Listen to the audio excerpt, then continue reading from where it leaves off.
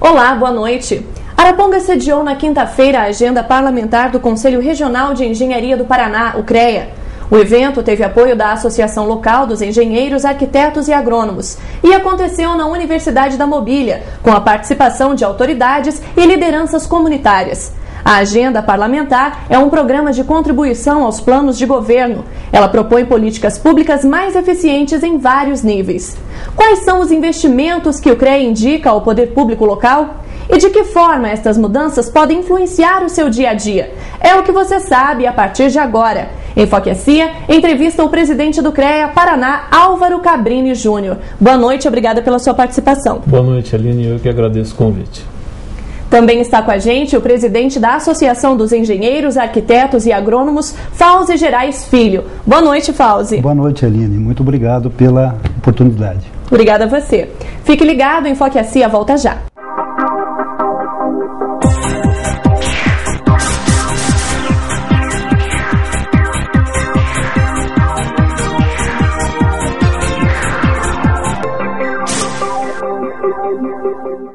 Enfoque Cia já está de volta. Conversa com a gente o engenheiro agrônomo Álvaro Cabrini Júnior. Ele é presidente do CREA Paraná.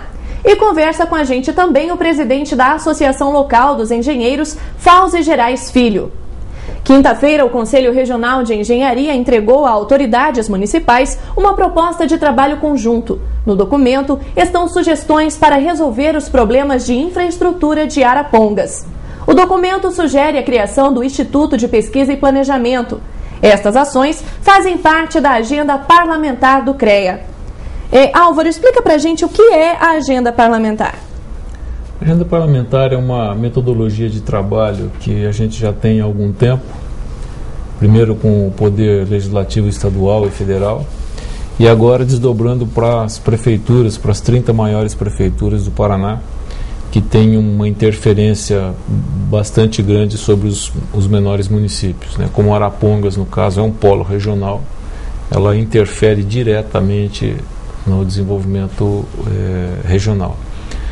Onde a gente vem fazer um diagnóstico, na verdade quem faz o diagnóstico são os profissionais daqui, são pessoas que moram aqui em Arapongas, conhecem os problemas, conhecem a cidade, conhecem a população, eles fazem o diagnóstico sobre o ponto de vista da ciência, da engenharia, da arquitetura e da agronomia e apresentam soluções viáveis dentro dos orçamentos municipais para que esses problemas sejam solucionados também do ponto de vista da ciência. Normalmente são soluções simples que são impostas e que têm aí um resultado rápido, mas que tem uma interferência muito grande sobre os destinos da cidade, sobretudo aí nas décadas subsequentes a essas análises que são feitas. E em quais cidades ela acontece?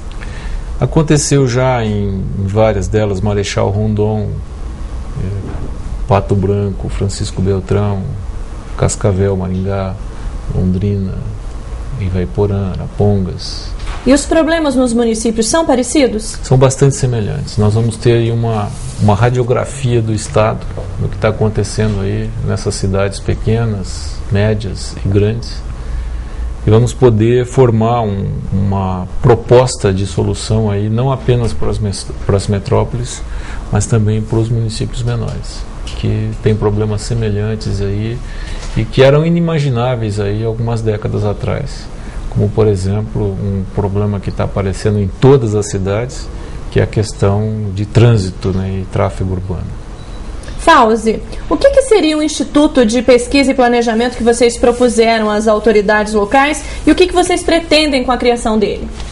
Nós pretendemos auxiliar, né, a gestão pública a coordenar o planejamento e monitoramento urbano da cidade, compatibilizando as ações do município com as das regiões também, que é muito importante frisar isso, buscando o desenvolvimento sustentável por meio de planos e projetos urbanísticos. E ele abarcaria outros setores da sociedade civil organizada? Sim, uma das justificativas dele, né, seria ordenar o crescimento da cidade, né, com distribuição adequada das atividades urbanas. Ele criaria soluções integradas visando melhores condições sociais e econômicas da população, articularia as políticas e diretrizes setoriais que interfiram na estruturação urbana do município e da região, e também captaria recursos, né, e atrairia investimentos para viabilizar a implantação de planos, programas, projetos e obras do município. Seria uma ferramenta do município. Tá certo. No dossiê sobre Arapongas, vocês afirmam que o fato é que falta incremento no planejamento do município, pelo menos na área de urbanismo, né? Vocês constataram que os recursos aplicados em urbanismo caíram mais do que 50% em 2007 na comparação com os 2 anos anteriores. Álvaro, eu gostaria que você falasse isso agora genericamente. É uma tendência os governos se tornarem cada vez mais assistencialistas e investirem menos em outras áreas? Não. Essa tendência, ela necessariamente vai ser revertida até por uma lei que tem aí do Ministério das Cidades, né? O Estatuto das Cidades, obriga que as gestões municipais elas passem a ser cada vez mais profissionalizadas e menos políticas. Este é um paradigma que os prefeitos eles vão ter que enfrentar daqui para frente.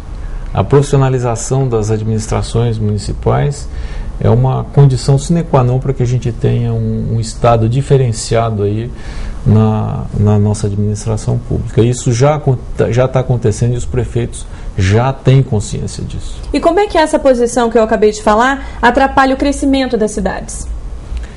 Veja, hoje, qual a importância de se ter um instituto de planejamento? Você precisa pensar numa cidade a longo prazo, 10, 20, 30, 50 anos na frente.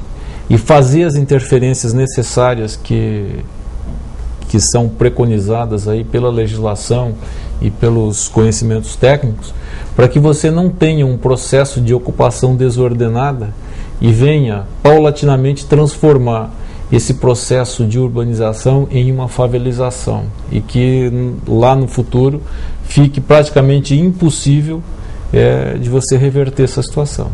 Então, toda a solução que você implanta agora de forma planejada e preventiva, você economiza recursos públicos no futuro em uma quantia que talvez seja incalculável.